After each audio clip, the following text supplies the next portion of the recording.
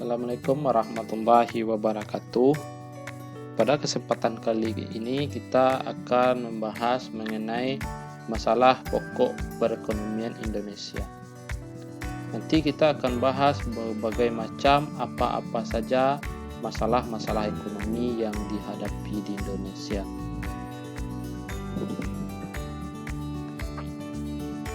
Menurut Krishnamurti pada tahun 2009, berdasarkan data statistik dunia, Indonesia dengan jumlah penduduk terbesar keempat di dunia merupakan penghasil pertanian terbesar keenam dunia dengan nilai keluaran sekitar 60 miliar dolar Amerika Serikat. Dengan jumlah pengeluaran produksi pertanian di Indonesia, dapat kita lihat bahwa Indonesia merupakan negara agraria, penghasil pertanian terbesar.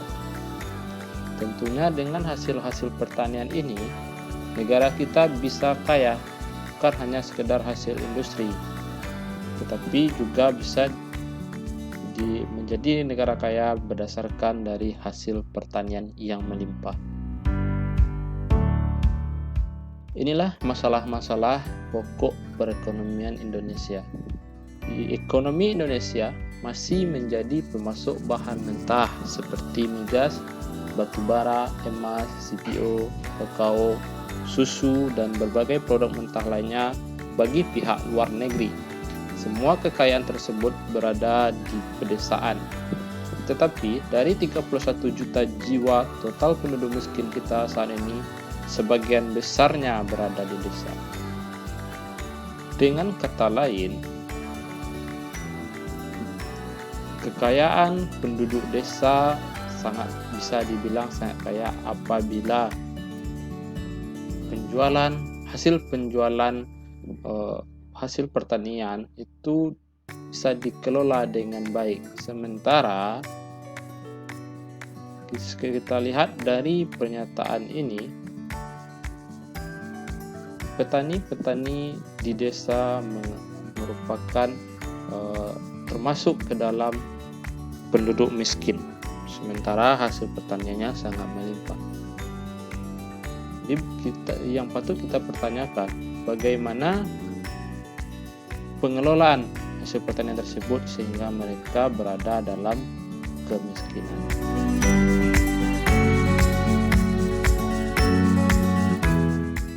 Ekonomi Indonesia masih menjadi pasaran bagi pabrik atau perusahaan pertanian, susu, air minum, dan otomotif dari luar negeri. Hampir semua sumber daya atau bahan baku produk tersebut ada di pedesaan Indonesia, tetapi masyarakat desa masih menjadi pasaran produk perusahaan luar desa atau luar negeri.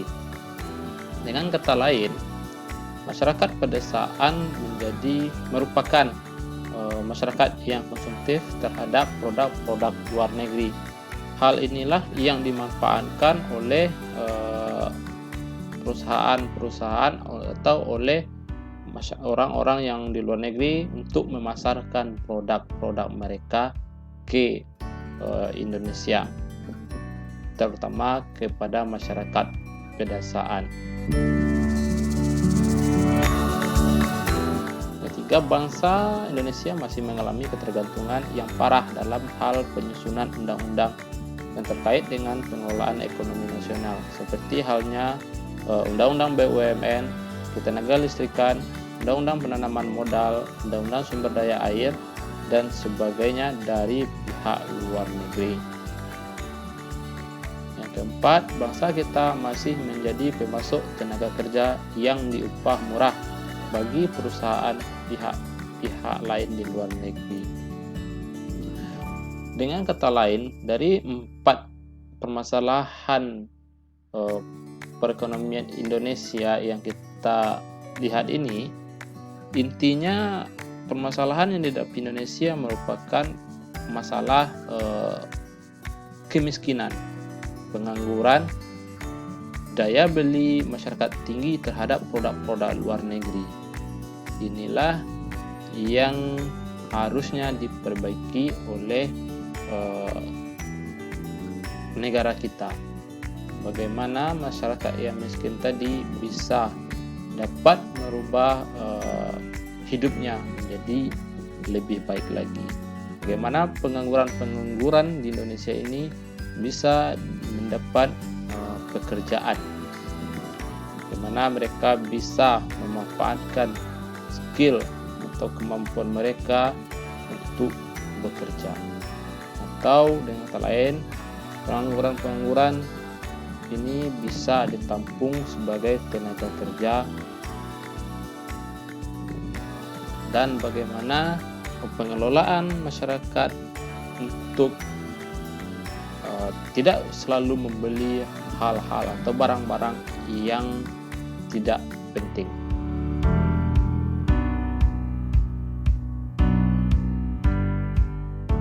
Inilah akar penyebab permasalahan-permasalahan yang terjadi di Indonesia. Yang pertama, kebijakan yang ditempuh oleh pemerintah condong pada jalan konsensus Washington, yaitu deregulasi, liberalisasi, privatisasi, dan penghapusan subsidi. Ini adalah pembaruan atau penghapusan dari berbagai regulasi atau undang-undang yang dapat lebih memperluas peranan sektor swasta yang besar dalam sektor-sektor strategis perekonomian suatu negara. Sebagian kritikus ekonomi menilai bahwa deregulasi ini terus menjamur sebagai suatu hasil dari pemikiran ekonomi yang saat ini sedang tidak efisien di dalam peraturan pemerintah. Sebagian masyarakat banyak menilai deregulasi ini mampu merugikan ekonomi dan secara lebih luas bahkan mampu mengganggu perekonomian negara. Tidak efisiennya suatu alokasi sumber daya ekonomi akan melahirkan rendahnya suatu persaingan. Alasan diadakannya deregulasi ini yang pertama adalah mempromosikan suatu persaingan. Dengan adanya deregulasi ini, pemerintah berupaya menghilangkan berbagai hambatan persaingan dan melahirkan persaingan yang adil untuk beberapa sektor swasta. Yang kedua, alasan dilakukannya deregulasi ini adalah mengurangi biaya dalam menjalankan sebuah usaha atau sebuah bisnis. Pihak pemerintah akan menghapus peraturan yang dianggap menghalau kemampuan tiap pengusaha untuk membangun bisnisnya. Peraturan yang lebih sederhana dan lebih sedikit akan mampu mengurangi biaya dalam menjalankan sebuah usaha. Alasan yang ketiga adalah memaksimalkan kesejahteraan ekonomi. Dengan adanya regulasi seperti kontrol harga yang melahirkan kerugian, yaitu kesejahteraan ekonomi yang hilang karena pasar tidak mampu bergerak secara kompetitif. Sehingga dalam mengoptimalkan kesejahteraan, maka pihak pemerintah sudah seharusnya menghapus intervensi yang mengganggu. Yang keempat, alasan dilakukannya deregulasi ini adalah alasan awal regulasi tidak lagi relevan. Pemerintah akan memberikan izin di beberapa bidang industri agar mampu menciptakan harga yang relatif lebih rendah.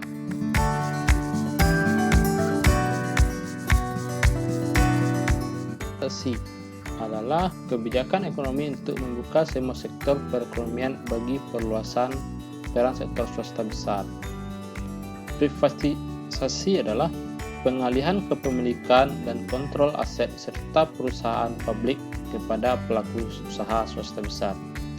Privatisasi ini biasanya merupakan menjadikan perusahaan milik negara atau BUMN menjadi perusahaan milik pribadi atau milik swasta. Dengan kata lain, perusahaan negara dijual kepada pihak swasta atau kepada pihak pribadi.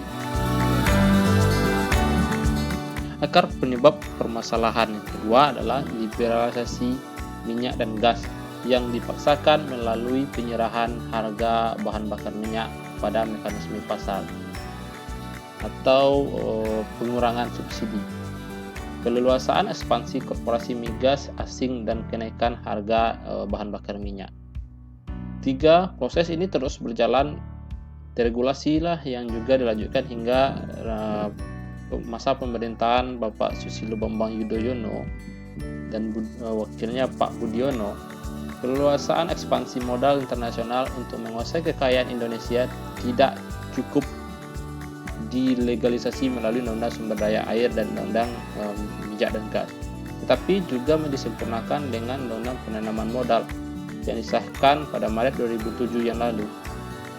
Di arus jalan neoliberal ini pula lah bangsa kita tidak mampu berbuat banyak dalam membuat alternatif kebijakan utang luar negeri. Ekonomi neoliberal merupakan sebuah sistem ekonomi yang bertumpu pada peranan sektor swasta dalam mengelola berbagai sektor ekonomi strategis nasional. Dalam hal ini, pemerintah tidak konsisten untuk menahan agar bangsa kita tidak lagi berutang ke luar negeri. Inilah hutang Indonesia pada tahun 2002 sebesar 74,66 miliar US dollar kepada Amerika Serikat. Pada tahun 2007, triwulan ketiga, hutang Indonesia naik jadi 81,23 miliar US dollar. Alhasilnya terjadi pemenjarahan APBN dan harus berlangsung karena seperempatnya digunakan hanya untuk membayar cicilan bunga dan pokok utang luar negeri. Jadi, kata lain, Indonesia ini hidup hanya sekedar bisa membayar bunga utang. Kita tidak mampu membayar utang secara lunas.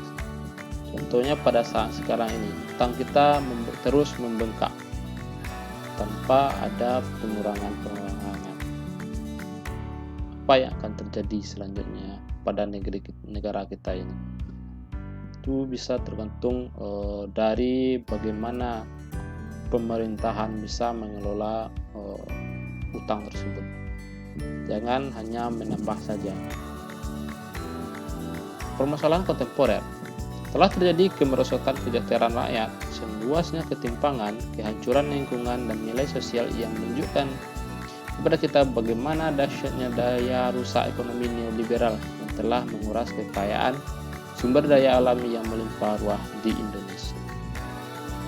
Ketidakberdayaan pemerintah SBY Budiono untuk mengelola lingkungan terkait dengan liberalisasi sumber daya alam, di mana banyak aset sumber daya alam yang dikuasai oleh modal asing, oleh investor asing dan domestik melalui kontrak-kontrak karya.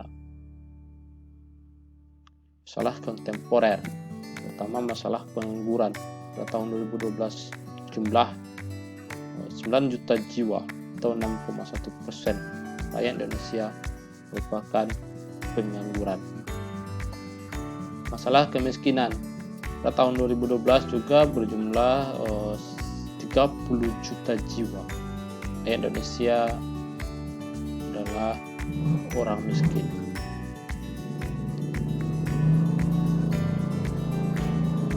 Kehancuran lingkungan hidup yang memakan korban jiwa terus berlangsung akibat overeksploitasi, terindikasikan dengan berbagai bencana seperti banjir, tanah longsor, dan kebakaran hutan, pencemaran air, sungai, dan udara.